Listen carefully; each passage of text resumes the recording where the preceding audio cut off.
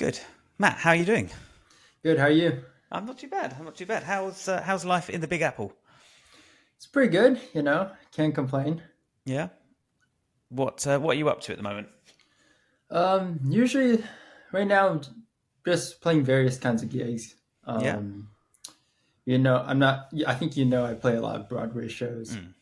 So lots of that, recording work, recording and Broadway are kind of my main, like, two things that keep me busy and a little bit of teaching. Okay. Cool. What shows are you on at the moment?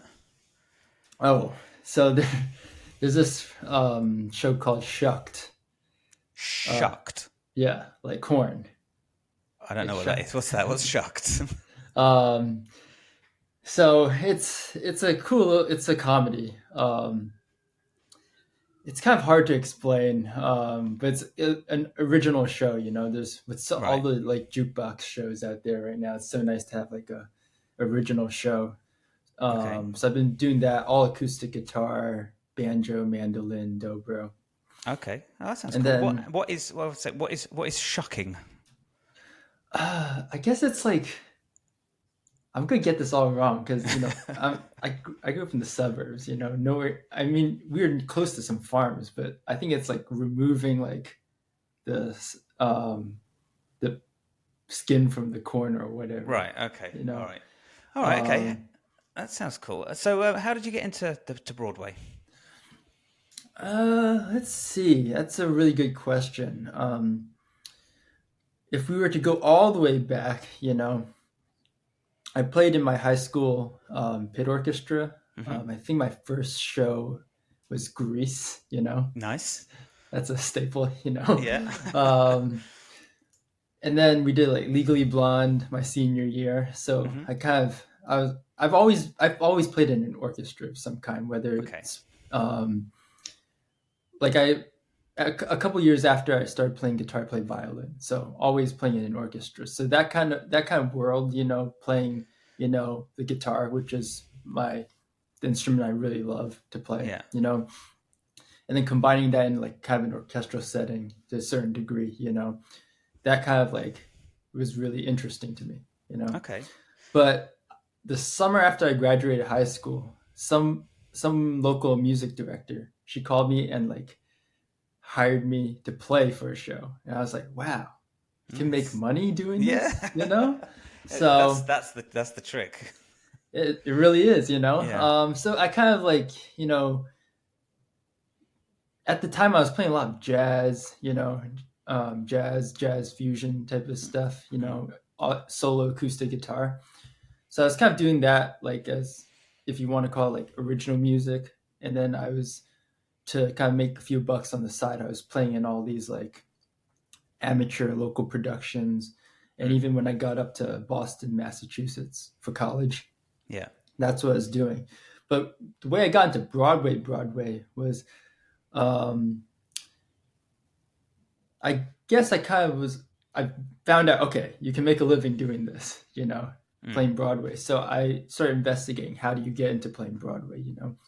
So being from New Jersey, which is right next to New York, Yeah.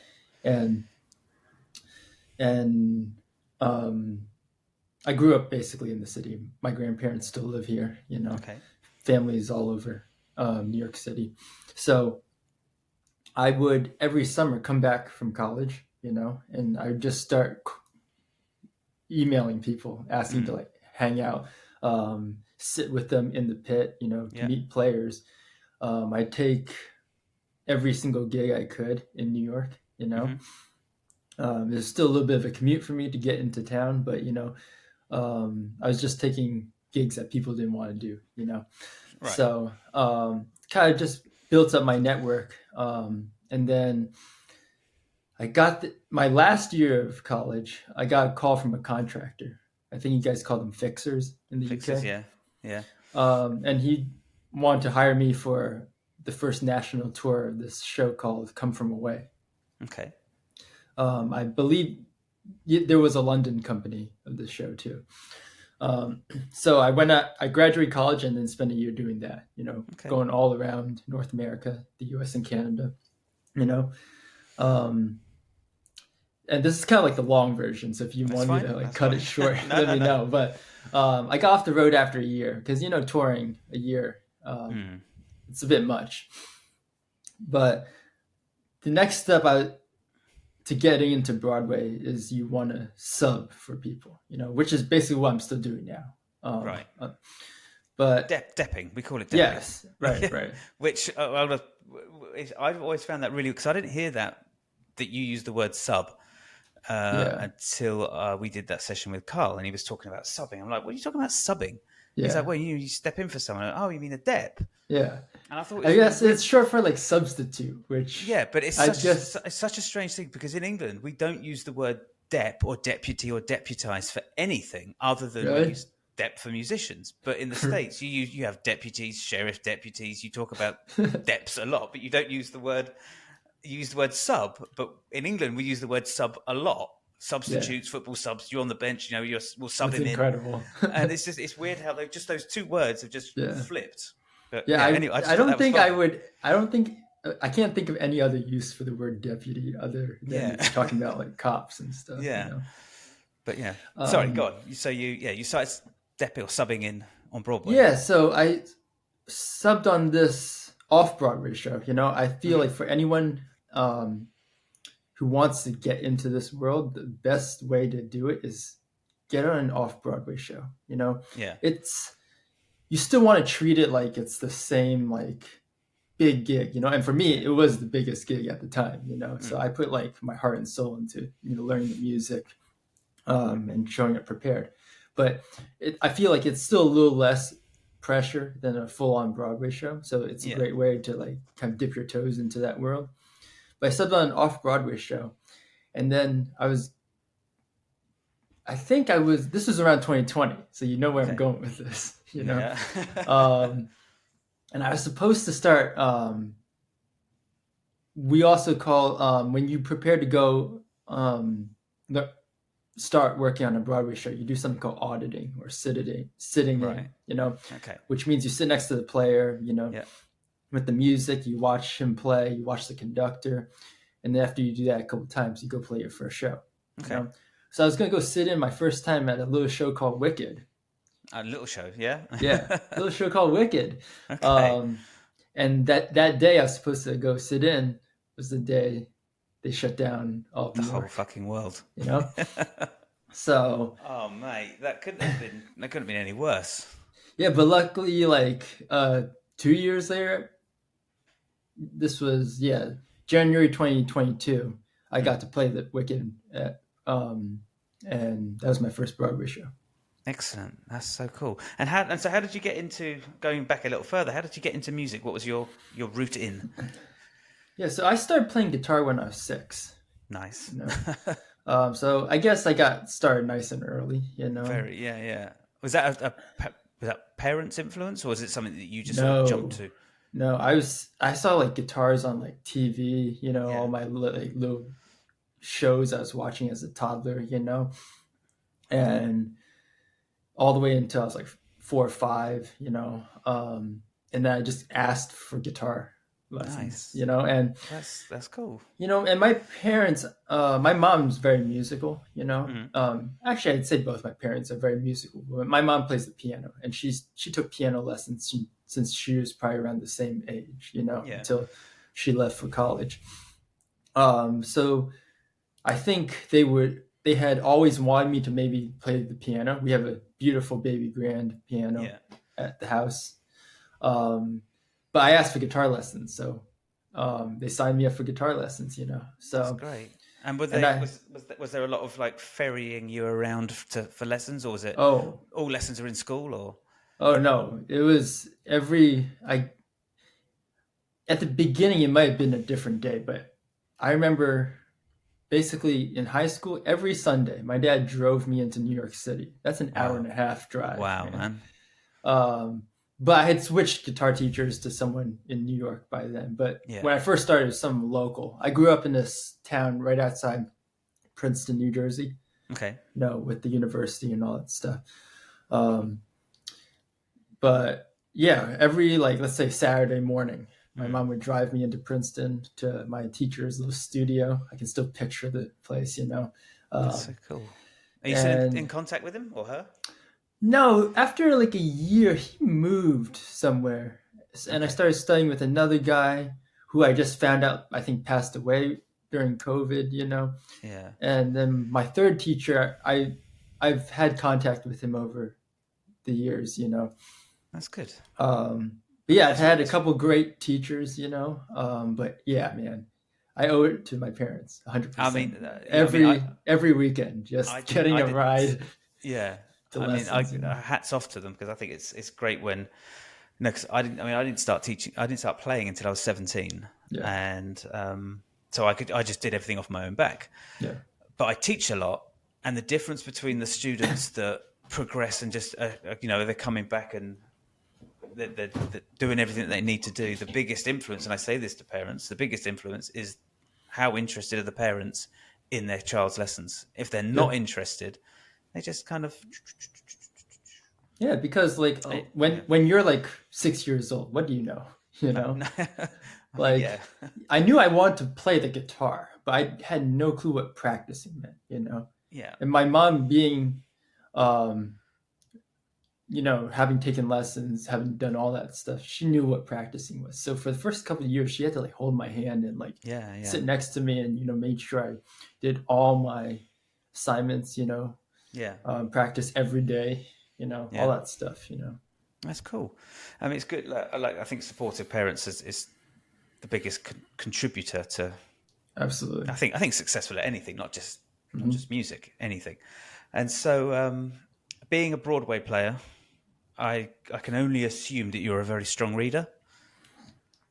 Yes. So going back to day one of guitar lessons, you know those Yeah. Mel Bay books? Hmm. That's what I was working out of from day one. Okay. So that's all standard notation. There's no Yeah. tab in them at all. Okay. So I was reading from day one. But Great. being a, and I feel like guitar players get this misconstrued a lot. You know, being able to read music doesn't mean you're a good sight reader, you know? So at that Okay. time, I would not say I was a good sight reader, you know? Okay. But after I committed to being a professional musician, you know, when I switched to that teacher in New York, you know, Hmm.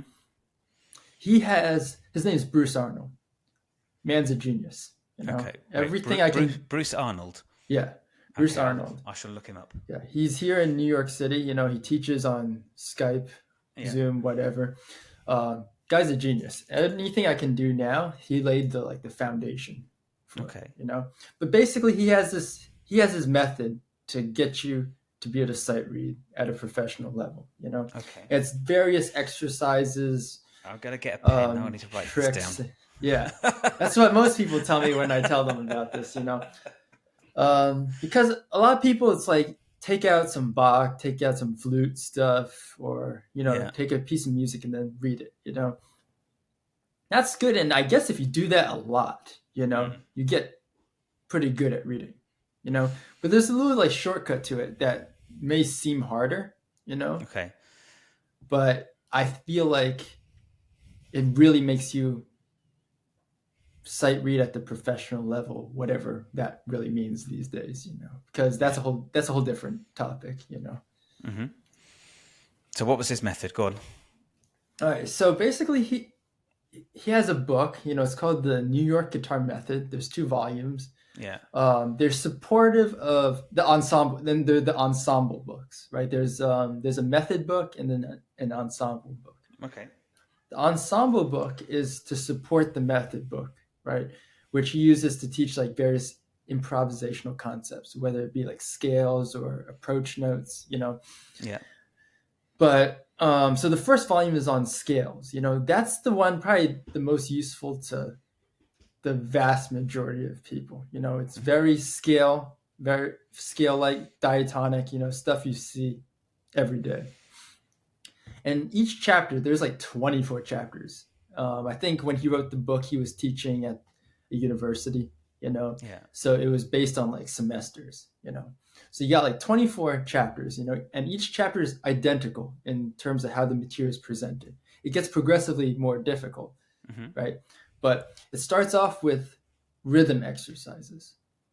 So it's like a bunch of like G's written out, and you don't have to use your left hand. It's all right hand, and you're just sight reading rhythms, which I feel is the more difficult aspect.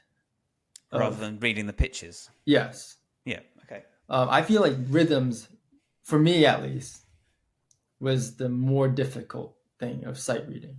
Yeah. And to an extent, it still is a little bit, depending on how the copyist has written out the part, Yeah. But, and then it moves on to single string exercises, right? So you're playing the passage all on the low E string or all on the A string, Okay. And the point of this is to do it without looking down. So now you're training yourself to be able to read the chart, and not have to look down at your hand all the time. Yeah. Okay. And then that's kind of like the main like technical parts of it, the mechanics of reading, Then come like the musical examples. So he has like etudes written out to support the method book that he's written. The subject, he'll have a scale etude, that you're playing over these changes, And the book is also meant to be played like in a class setting with like at least one other guitar player or two, Okay. So you can at the same time build your ensemble playing skills, hence the name ensemble book, So he's got like a scale kind of etude, a blues like comping type of thing, and it's more like a jazz blues, so you have a lot of reharmonizations with all the tensions, chord extensions. So you're sight reading that. And then what else was it? And then I think it finishes off with like a Bach like chorale or something, or a 2-part, 3-part invention, that type of thing. So it's kind of the main meat and potatoes for me was the rhythm stuff and the single string stuff. Right. And then the applications that you can do that. Yeah, because I guess those are the 2 parts that you need to be able to read. And if you can get, okay, all right. Well, I think he probably owes you a few quid or a few dollars for pitching his books. That's cool. Well, I mean, I've had so many students. I used to teach at NYU for like 2 years. I've had students go buy those books because I was like, this works. Okay, well, so, I'll put those on my list. I mean, because I only started reading properly. Probably this year, after 20 odd years. I mean, I sort of would do a little bit. I'd get a reading gig and I'd sit down and I'd prep for the show and I'd do it and I'd play it and I go, God, I've got to do more reading. And then I'd just be off doing other things. And then another reading gig turns up and it's like, shit, I've got to do something. Right. So then that's the funny thing. That's the funny thing about, I guess, reading versus sight reading, Yeah. As someone who plays Broadway, I am never, ever, ever sight reading on the gig. So you're never turning up, sitting down, opening the pad, and then the conductor going, ready, 5, 6, 7, and off we go. Never. No. You get the music in advance. That's handy. Okay? You get the music in advance and as a sub, right? And sometimes guys will be like, especially during COVID, people had to get people in last minute. So, but usually I would say I spend a month working on the music, Okay. Sometimes you got like 20 something songs, Yeah. And the thing about subbing a guitar book is, as a sub, our job is to be invisible. You don't want, the best subs are guys who sit down and you don't know the regular is out. Right. Okay. Yeah. Okay. So you want to clone everything the chair player does, right? Yeah. And with guitar, with the state of arranging for guitar, we've come like we've come like so far since like the 50s, right? Yeah. When people were first starting to attempt to write for guitars, Yeah. There's still some like shady like parts out there, I'll talk about a dodgy one that I had last year, but go on. But still, so many guys like they put their own like style articulations or just some like stylistic things, that aren't like written out note for note, because we're playing all styles of music, right? And some things are just better written out. Like here's the passage or here's the voicing, and then go turn it into country, R&B, whatever, you know. Yeah. So half the time I'm sitting here transcribing stuff Okay. from a recording that either I've made or the player has given to me of him playing the show, you know. So there's that, and then you're most of the time, I wouldn't say 100% of the time, you're given a video of the conductor. Okay. You know, so you're sitting there and playing to the conductor at home, you know. Yeah. And with subbing, there's no rehearsal. Yeah. Your first show is your first show. Yeah. So you do all this preparation at home, and then you show up, and you want to show up, you know, prepared, you know, 110%, you know, because at the show, of course, you're going to have adrenaline, you know, you're going to be nervous, you know. So you want to be so prepared at home. You show up. You could turn up 4:00 in the morning with a hangover or 2 hours sleep and still be able to do the show. Well, I'm not sure about a hangover, but like maybe a nice coffee, you know. Yeah. But yeah, I guess, I mean, the idea is, because when I think of Broadway shows or West End shows and I think of readers, I automatically think that, you know, you get the call at 2:00. He said, you got to be there at 4. You sit down, you open the pad, and then you're off and playing. yeah. And I guess maybe there's probably some aspects of that. Yeah, so some guys, like, they will, like, one guy, he always calls me the day before. Yeah. You know? But it's a show I've played relatively frequently. So it's not like the world's going to end, you know? Yeah.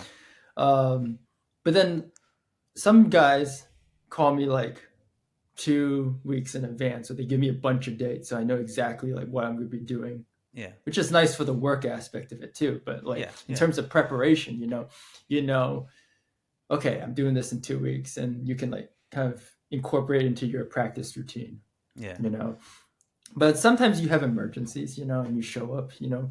But most of the time it's those if I had my own chair and I had an emergency, I wouldn't call a first time sub. Yeah. Unless he was the last guy, you know. So it's a lot of it is just doing your homework at home, you know. Obviously, if you've never like read music before, you might be in a little bit of you might have a little trouble doing the gig. Yeah. It might not be the gig for you, but if you're not the world's best like on-demand reader, you know, that's fine as long as you do the homework at home. Yeah. And you show up and knock it out of the park, you know. Well, I think that's the same for all gigs, whether it's a reading gig or it's a pop session or even a wedding gig. You still got to do all the prep at home and turn up and play your parts. Yeah. So you also mentioned about like incorporating it into your practice routine. So as someone that does a lot of teaching and a lot of gigs and shows and sessions, do you still practice? Do you still try and get better? Yes. It's very that sounds like a no disguised as a yes. It's very for me it's very cyclical, you know. Yeah. Because sometimes when, let's say, I've been booked like 2 weeks solid, you know, playing a show especially or something like that, you know, sometimes the last thing I want to do is play the guitar, you know. Right. So I'll pick it up because I need to touch the instrument once a day, you know. That's why I tell students, you know, because, you know, you get a lot of like, oh, I didn't have time to practice or this and that, you know. I'm just like, sometimes they should put that on a t-shirt. Right? But sometimes I say, okay, if you didn't have any time to practice, you know, you had 5 minutes before you went to bed or something. Yeah. You know, that's better than nothing, because it's better to do, in a normal world, you know, where the student has practiced, you know, and showing up to the lesson prepared. It's better to do like 15 minutes every day. Yeah. Rather than like 2 hours, like the day before your lesson. And sometimes not the day before. Sometimes students like will pick up the guitar an hour before I show up. Yeah. Practice a bunch and think it's gonna, you know, work out well.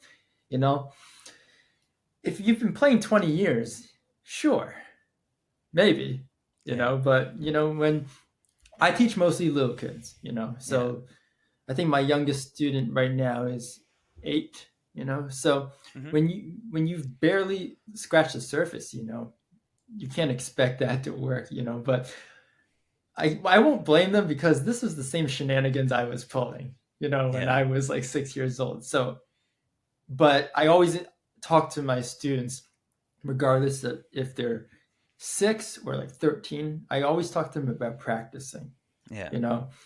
like how to practice correctly, which it starts with being consistent rather than just like ramming it home. Yeah. But for me, back to like my practicing, I need to touch the instrument every day. Whether I'm doing like a full on like segmented like thing like I used to like when I was in Yeah. high school, probably not, as frequently anymore. But I'm more interested these days in, learning songs, Right. whatever is like hot right now. Because I want to know what are like stuff that has guitar on it or disguised guitar or whatever. Mm. I want to know because I do a lot of recording work. I kind of want to stay on like, I want to see what like other people are putting on songs, coming, Mm. what parts they're coming up with, what's hip right now, in terms of like effects or whatever. So that's what I'm in terms of practicing. I'm more interested in. That's funny because I remember I started. That's how I started playing guitar. I started playing guitar just playing songs. That's all I Yeah, did for years and yeah, years and years. And now I'm finding myself playing less and less songs and doing yeah, more and more like study and technical exercises. yeah. Um, yeah, I find that strange. So what have you found that's hip and cool? Because I'm I definitely not on the fingers on the pulse. I don't know like how like I can like describe it. It's like for a minute, like in terms of like what people were, I can talk about what people have been asking me to do. Oh, go on, let's go with that. What have you been asked to throw on some Like records? man, like for a minute, like the whole '80s thing was coming back. You know, Did you have to like dust off your chorus? yeah, man. I was putting like I do like. Are you hip to like the Michael Landau, or Dan No. Huff thing? All right, so those guys like basically the LA studio guys of the '80s. Right. Um, I have my gear set up to kind of do that, like where you patch things post amp and all Yeah. that really insane stuff. But yeah, for a minute I was asking to like do these like crazy like over processed sounds. Okay. It hasn't been like the last couple of months, no. So, Okay. but I'm also not playing in here in New York. This isn't like Los Angeles and Nashville, right? Mm. I don't think anyone really plays sessions full time here, Mm. or even like the number of guys in those other cities who can do it gets smaller and smaller and smaller, Yeah. So I'm probably like, I can only speak on what's like being asked of me, but like lately it's been more like plugging into the amp, turning it up and like doing like kind of like a really raw sound. Okay. But it's very cyclical, I think, the stuff comes and goes. Yeah. That's good. And you've got because I've seen some pictures on your Instagram of you've got gear set up in your flat. Yeah.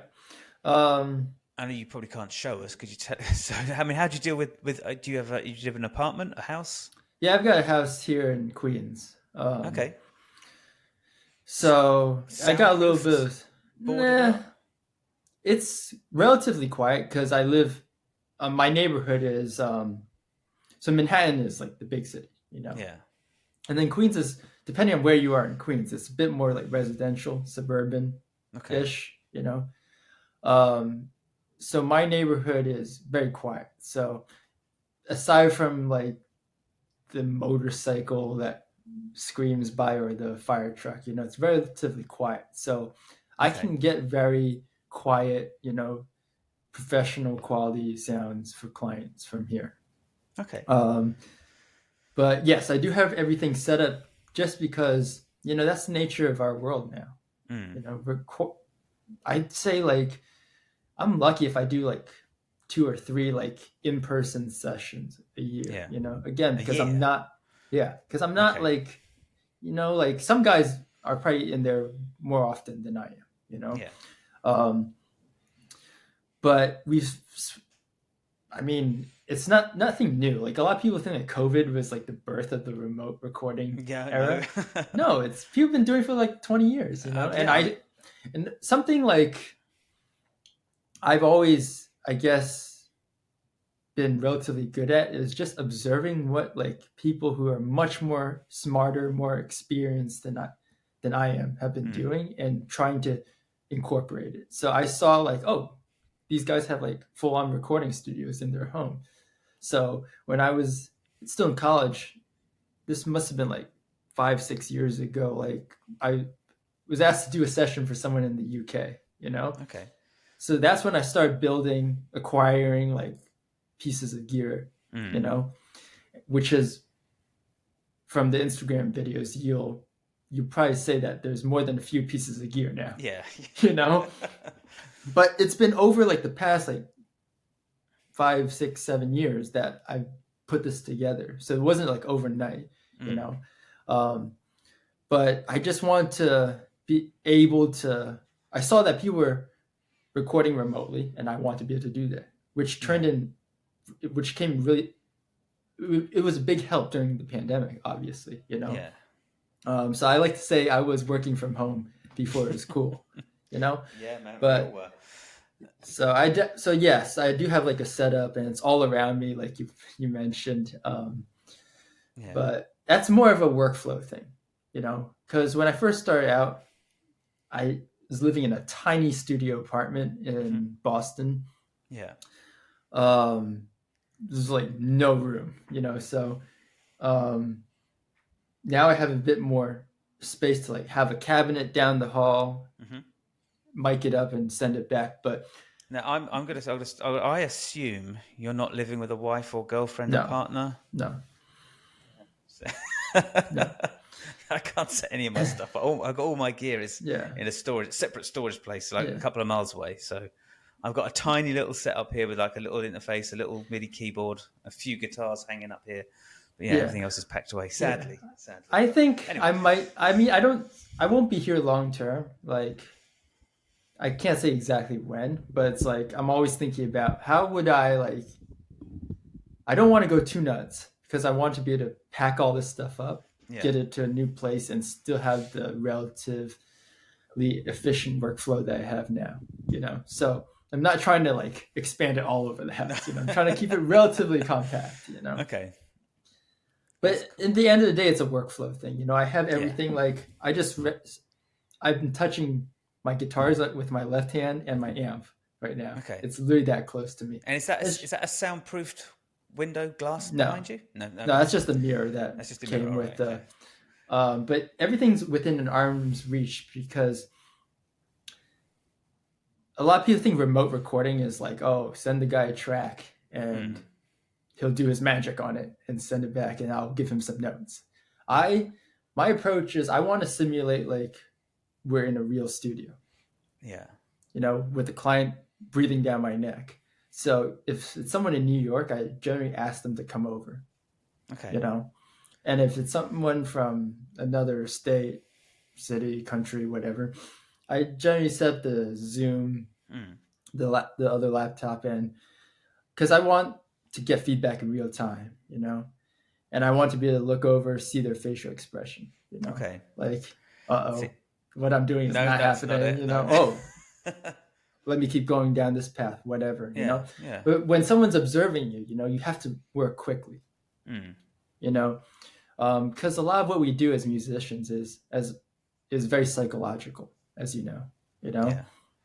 So I don't want to like have to get up, go to a different room, tweak my amp, come back, grab a different guitar, sit back down. Oh no, I need some more. I want to turn up that delay and then go over to the rack and do that. I want to be able to do everything like that, Yeah. And that's something, again, I'm not saying anything that's like brand new, These are things I've observed from other people.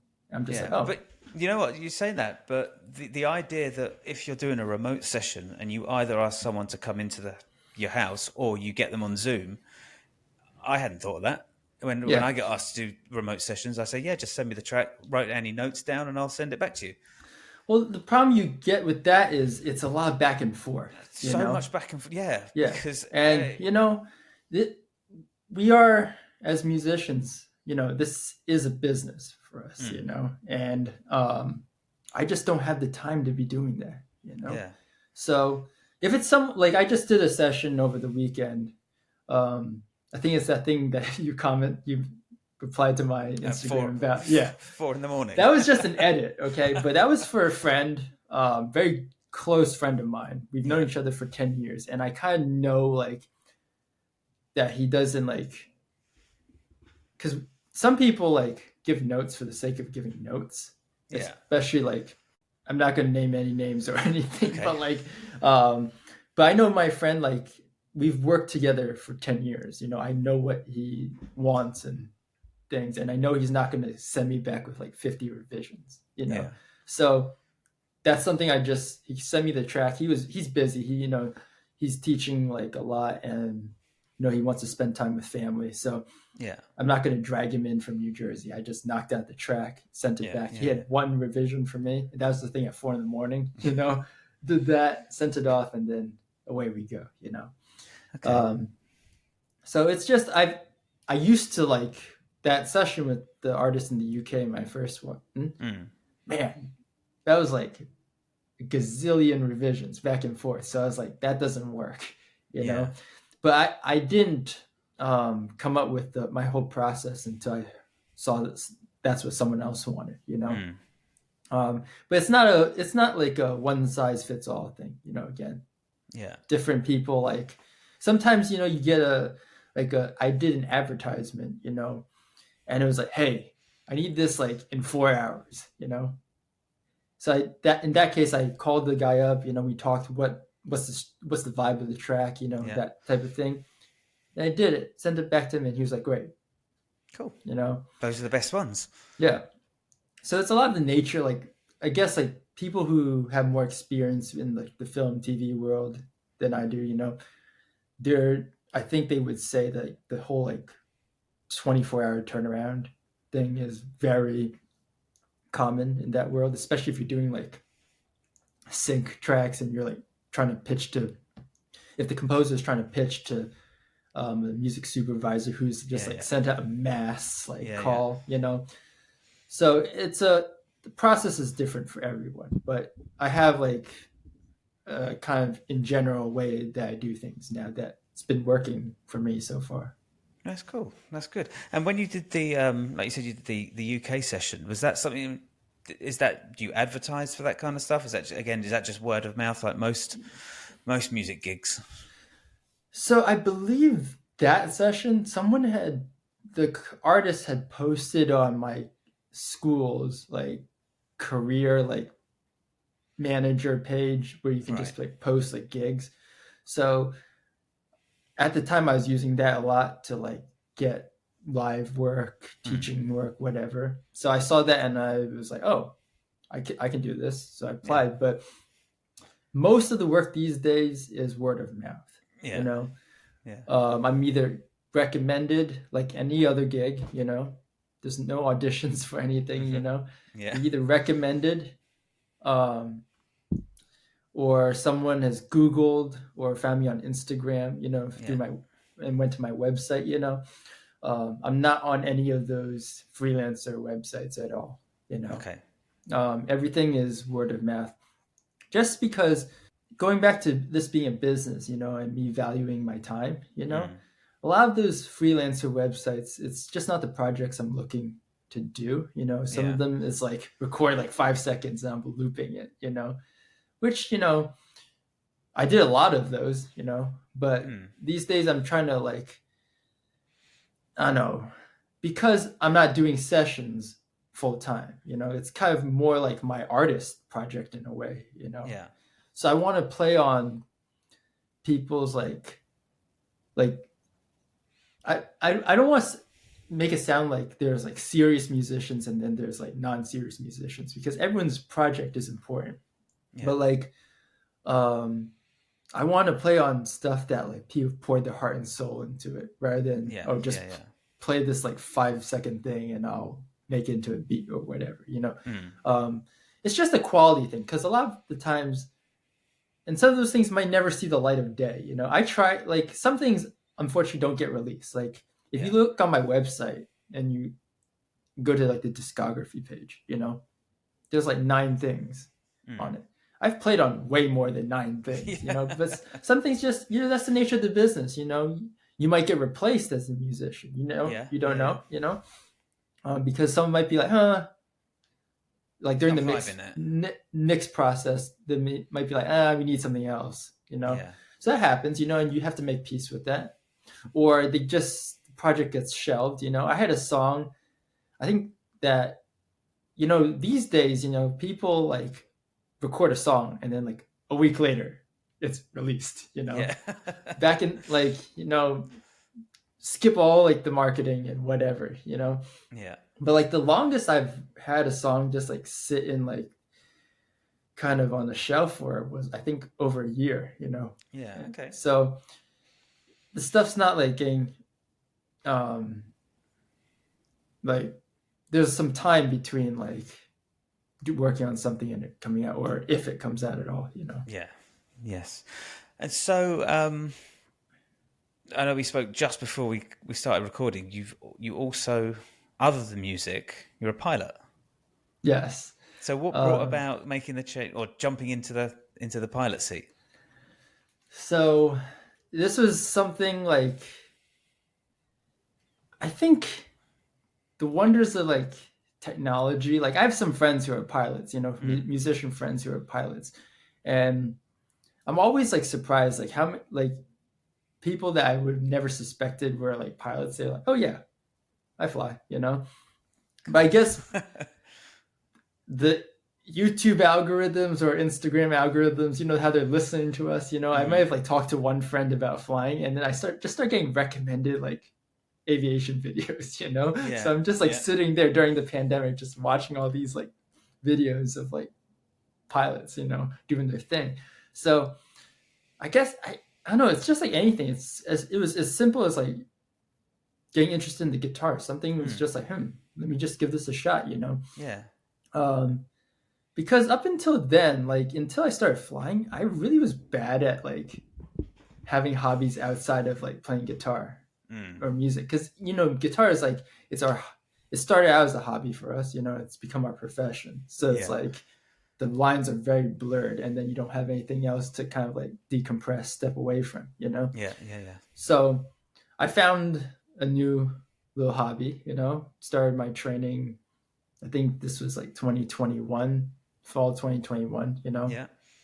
I was flying pretty regularly until I started grad school and came back to New York. And then I was still flying like once a week. But with flying, it's like music. You have to be consistent, otherwise you lose your skills. So it took a little over a year for me to get my license. I probably would have done it sooner if I had stuck with like flying like 3 times a week rather than just once. But I made it happen, and I get to have something to step away from the music, I still love music, A lot of people are always like, oh, you're going to go work for the airlines? And I was like, no, I like music way too much, to do that, But it's something that, lets me just like not think about work for like the 2 hours I'm at once a week, at least once a week, And it's a nice little hobby, Yeah, and is it like getting your driver's license? You just find a flying instructor, you go down to the airfield, he'll take you up, you fly around, you just log hours, and then you take a test? In a way, yes. Yeah, okay. Have I massively oversimplified it? A little bit. Okay. There's, driving, you need, at least in New Jersey for us, we had to take 6 hours of lessons. Yeah. And then drive for like a year with a learner's permit with your parent or sitting next to you. And then you go take the test and get your license, So how many hours did you have to log before you took your pilot's license? So the minimum is 40. Okay. And then within that 40, there's a lot of other things like flying at night, flying solo, doing what we call a cross-country flight, which is a minimum of 50 nautical miles away. So there's a lot of requirements, but most people don't get their license in 40 hours. Right. For me, I thought I was going to be able to do it in maybe 80 to 90, but then again, I stopped flying as frequently as I was, so it took me a little over 100, you know? I mean, that's an incredible achievement to kind of unlock. I mean, I assume this is probably why that you took it up. Is that there's a curious fascination with being able to fly. Yeah, 100%. And I think as I took lessons and I was really getting into it, I kind of saw it as it's very similar to like learning the guitar. You know, it was something like I need to get from point A to point B, and here's the things you need to do to get there. Yeah, you know, and I just checked as I went through my training, just in order. Yeah, you know, and that's something like for students, you know, especially when I was teaching at like the college level, I always, and you know, I get Instagram messages, emails, whatever, from people straight out of school who are like, hey, I want to come to New York and do shows or whatever, you know. And I always talk about like, you know, setting long-term and short-term goals. Yeah. You know, that's something I've surprisingly been good at, you know, where most like teenagers are not, you know. Yeah. Like I wanted to be a musician when I was 13. Can I ask how old are you? I'm 26. 26, okay. Yeah. So I've kind of always like had something I want to do in the distance, you know, because, you know, it's no easy feat being a professional musician. No. And I've had like incredible teachers along the way to guide me there, but I've always been good at like, okay, I'm here, I want to get there. How do I get there? You know? So the flying thing, it's, I think, even more simple than playing music, you know, but it's like, you want to be a pilot, here are the things you need to do to get there, you know? And now I'm working on another rating right now. Okay. Called the instrument rating. If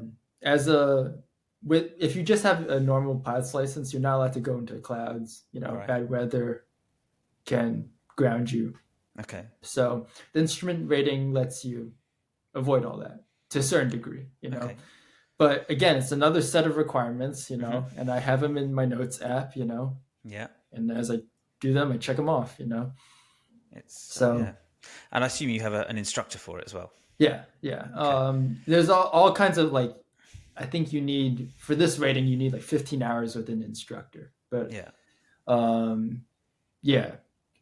of it has like, it stipulates the regulations, how many hours you need with an instructor. So that's cool. I mean, I love learning new things. I think it's cool. I think flying is one of those things that, as I mentioned, my dad's a pilot. I took my wife, I bought my wife a few flying lessons for Christmas and birthday. And she was like, it was amazing just being up there. I mean, the instructor took off and landed. But as soon as we got up, you went, all right, you've got control. She was like, what? I'm flying. She's yeah. And she's like, no, just bank to the left. We're just going to go around here. We're going to circle around and then we'll approach and I'll land. Yeah. And my instructor for my first lesson let me do the takeoff, which is pretty. I mean, really, it's the takeoff is the easy part. You know, you just push the power in. Like to simplify, you push the power in, and then once you reach a certain airspeed, you just lift. You rotate and you're in the air. You know, rotate. Sorry. Okay. So, but yeah, the landing takes so. Like before you can fly solo, which is a must as part of your training, you have to be able to land the plane. Of course, right? And that just took me so long to get right, you know. I remember just like going up and down, just flying the pattern over and over again for hours, just trying to get it right, you know. I'm still working on it because, you know, landing is not, like even the guys who fly airlines, sometimes you want to go in somewhere. Some of those landings are not that smooth, you know. No, you're coming at a slight angle and you're like, oh shit, this is a bit wobbly. I mean, that's when usually the Copra is like some heavy like crosswinds, you know. So can't blame them. Landing's difficult. Yeah, But I mean, sometimes on a gig you'll get a D flat altered chord, and you're like, "Oh, I didn't expect that." yeah, right. Usually, augmented chords are what get me. Yeah, I fucking hate playing over augmented chords. I can navigate around like altered dominance, okay, Yeah, but yeah, augmented and even diminished chords. yeah, I just think, oh, do you know what? I'm just going to do an arpeggio over that, and that'll just get me through. I'll hold on for dear life over that chord. yeah. But yeah, augmented chords, they can fuck off. But yeah, I remember when it's probably about 10 or 15 years ago, going back to flying. My dad and I took a trip to France, and we did various different stops down to the south of France, and there was one takeoff that we had to do that went down a hill. It came Oh back boy. up, Yeah, and right at the end there was a shitload of trees, yeah. Oh yeah. and we were going into the wind. And this is an auto gyro, so it has power like an aeroplane, but then lifts like a helicopter. Oh, okay. And he said to me, "This is going to be a bitch of a takeoff. Just going to let you know. Don't worry, I know what to do." And as he comes down the hill, and as he starts to take off, like, we're not going to lift above the trees. We're not going to lift above the tree. And he dipped the autogyro into the wind as if he was going to fly towards the floor. Mm. And the air pocket, it just cut into the wind, into the air, the blades, and just lifted us. It was like, fucking hell. Yeah. It was terrifying. You probably need to build airspeed. Yeah. And the way you do that is you push the nose down. He said, because if you pull up, it will stall and you fall down. Yeah, You've got to push down into Yeah. the blades will cut into the air, and then that will lift you. Yep. He said, just to let you know. Yeah. Terrifying. Yeah. I've had one kind of takeoff that was a little dicey. Like the trees are in front of me. I'm just like, oh Lord, help me, But that's rely on your training and just do what you've been taught and do what you've been told. And those augmented chords will just fly right past you. Yeah. Right. Okay, cool. So other than Wicked and teaching, is there anything else that's coming up? Christmas shows, anything? No Christmas themed specific shows. I got a lot of, in terms of live playing, we have a lot of cabaret gigs. Yeah. Here in New York, so a actor who wants to sing or has original music, or they just want to sing some tunes or whatever. Yeah. And there are a couple venues here that are kind of popular for that, so I got a couple of those lined up coming up. Okay. Going to be working on I'm doing some demos for this film.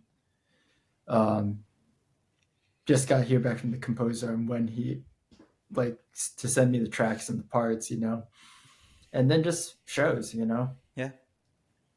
Is there any gigs that you don't do anymore? Do you do any parties, weddings, functions, anything like that? Or is that all off the cards? I've never enjoyed those, No, they are. They can be shit. Those gigs, however, are very good to teach you how to play songs, which, again, I was telling you about my practicing, I feel like some students spend so much time with oh, I gotta know all my scales and arpeggios, which is important. There's I guess levels. If you want to be a professional, you better be able to play all your scales, all your arpeggios, triads, 4-part chords, whatever. Those are that's your toolbox. Yeah. Right. But now the songs are okay, now you gotta open your toolbox and know what tool to take out to use, to play the song, and unless you've played songs and stuff, you're not gonna know what to do on the gig. You're gonna overplay, you're gonna step on the vocal, you're gonna play all your hot licks that don't belong in the song, whatever, so I feel like wedding gigs, because of the nature of them, you learn how to memorize things, learn a gazillion tunes, learn the parts for them, which then if you want to go let's say tour with an artist or play sessions. You can, you have that experience working under pressure, which is so much of what we do. Yeah. Yeah. I think a lot of like non-musicians think, oh, we're just gonna show up to the gig, have some fun for 2 hours, and we got to pay them how much to play music, People just don't understand how much mental and physical pressure goes into playing any type of gig, Yeah. But you learn all that stuff. Like, I think weddings are a great training ground for doing that, and I did a lot of those, in college. I think my first gig ever, my middle school music teacher hired me. I was playing for like tips for like a retirement party at the end of the school year, So yeah, I've been playing those forever, but I've kind of laid off those for now, I just don't want to drive like 7 hours to the middle of nowhere. Yeah, I guess in the States, you drive 7 hours and you've gone like that far across the country. Pretty much, like I think that's like the whole like span of the UK, right? Jesus, yeah. In this country, you drive 2 hours in literally any direction. You're in the sea. So, wow. Yeah. But that's cool. It's good. And thank you so much for coming on and doing this, man. I do appreciate it, and I know how busy you are and how valuable your time is. Yeah, my pleasure. It was great. It was great. Like meeting you on like camera. Like, was it like March or something when we did that session? I think it was over a month, like January, February. Right. I just remember being it was bitterly cold here. Okay. Yeah. And driving up to that little studio in I think it was Paddington. Mm-hmm. But that was a fun little session. I mean, it was weird having to play to a click that was being tracked in Los Angeles, and then I had to listen to it and play to it in London. Yeah. And I listened back to some of those videos, and I'm so out of time. I'm like, no, it wasn't me. It wasn't me. It was weird. I think the click was coming from Toronto, actually. So that's why I don't think if they're doing it over like the networks or whatever, that's why I think for me it wasn't too bad. Yeah. Because the distance was shorter. Yeah. But then the second you hop over the ocean, forget about it. Fucking horrendous, man. It's horrendous. I love how you call it the click from hell. It was. Yeah. I mean, I think most of my students call the click from hell. Yeah. It's like, no, because you're just moving off it. But this was, it would honestly, it would do this in my ear. I can't play. Oh, for you, it was like going in and out. Yeah. Yeah. For me, it was still pretty. It was constant. Yeah. For me, it was like hearing Bob in Toronto and you in the UK just slightly off, where I was like, I don't know if I'm in time anymore. Yeah. No, you guys were about half a beat out. Yeah. It was, and I think it was when we did the very first like rehearsal, it was manageable, it was okay. But then when we got to the actual day, it was just so bad. Oh, that's because I think a lot of it is just like I had a wig on that was like covering my eyes. Like, I mean, for the listeners, they should know this was like it was an experiment to have like 3 like guitar players playing in 3 very remote locations. Yeah. But also, it was a video. They had a video concept for the presentation at their conference where we were all like dressed in like these period correct like Hendrix like the Who or Zeppelin or Sex whatever. Pistols as well. All these like costumes like that made it like 20 times more difficult to like focus. And I had this fucking step that was about that big that I had to walk. I couldn't walk onto the stage in front of the camera without walking on and doing that. Yeah. And they were like, well, just kind of like hop and slide. I was like, but if I hop and slide, I can't fucking play that riff. Yeah. It's like, well, just try anything. I mean, I was doing the Chuck Berry thing right at the top, and they were like, we need some like bounce. Like, you need to like come into the frame with some like style, something's getting compromised. I can either play the lick. Honestly, I think we made it happen, because I mean, my first touring gig, I was like in costume. I could go on stage with the actors and kind of, I don't think I ever got it, like to their standards, but like I did something that was like not just me staring down and like, and just like not moving, Yeah. So I think we eventually made it happen. You know, the video like looked pretty good. You know. Yeah, it looked good. I mean, I haven't heard anything from that company since. Yeah. But I've seen adverts for other companies doing the similar thing. I was like, Yeah. Or maybe they changed names. I don't know. Who knows? But yeah, man, it was a fun thing to do anyway. So, and it was in the middle of January and February, which is the dark hours of musicians' working days. So yeah. It was a nice little check that turned up. Yeah, it was great to like connect with you then. Yes, yeah. I mean, I think that's always the good thing when you do sessions with people you've never met before. You do gigs with people you've never met before. Your network just gets a little bit bigger. Yeah. But yeah, that's cool. Any plans to come over to the UK? Not right now. I haven't been to the UK since 2012, man. Oh, know? Okay. So it's time for me to like make it back over because I love the UK. You know. Yeah. Besides the fact like the language thing isn't a problem. You know, I love traveling. You know, but sometimes you know, language usually isn't a problem. You know, because I think humans are smart enough to kind of you can get by with make a lot things of pointing and gesturing. Yeah, but I love the UK, man. Yeah, it's not great at the moment.